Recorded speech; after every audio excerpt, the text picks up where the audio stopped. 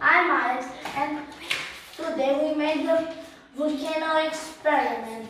As you can see, this is a homemade volcano, and I would like to talk about it. This is the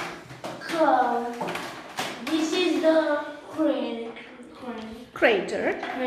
This is the side vent. This is the main vent.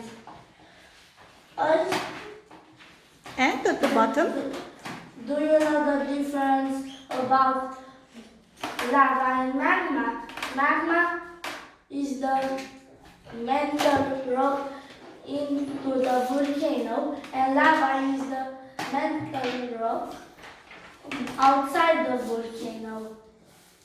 To make the eruption, we need baking soda, red food coloring, and vinegar. Now we put the soda in the volcano. Then we put the combination of red food coloring and vinegar. Yeah, the explosion.